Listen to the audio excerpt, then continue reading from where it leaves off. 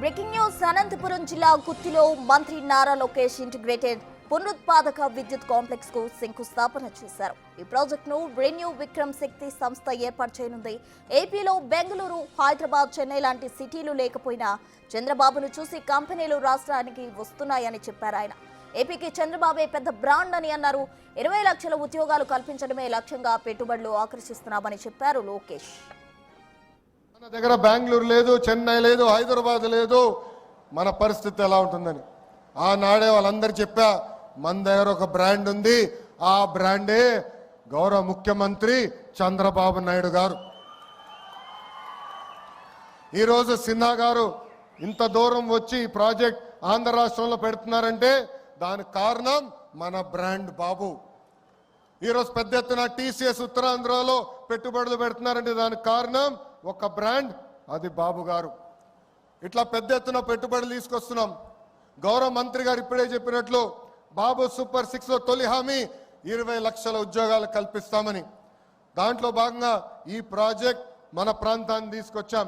వెనుకబడిన రాయలసీమ జిల్లాకి ఈ రోజు తీసుకొస్తాం జరుగుతుంది. ఇక్కడున్న రైతులందరినీ నేను మనస్ఫూర్తిగా అభినందిస్తున్నా.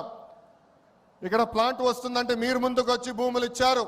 తద్వారా కనీసం 10,000 మందికి స్థానిక యువకులకి ఉద్యోగాలు, ఉపాధి కల్పించే బాధ్యత తెలుగుదేశం పార్టీ తీసుకుంటుంది.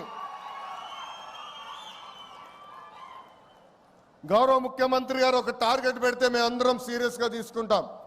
78 గిగావాట్లు ఏకంగా ఆంధ్ర రాష్ట్రానికి తీసుకురావాలని చెప్పారు.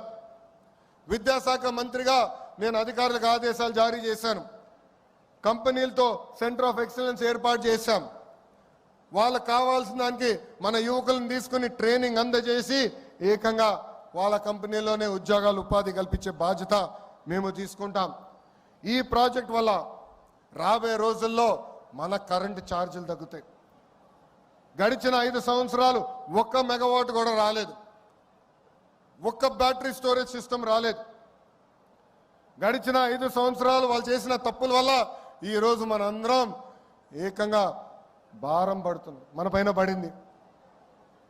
మనం డబ్బులు చెల్లించాల్సిన పరిస్థితి వస్తుంది.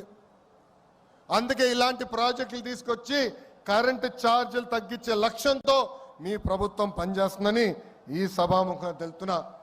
మన నేలపై జనరేట్ చేస్తున్న కరెంట్ ఏకంగా ఆంధ్ర రాష్ట్రానికి కాదు, మొత్తం భారతదేశానికి మన ఆంధ్ర రాష్ట్రం అందించబోతుంది.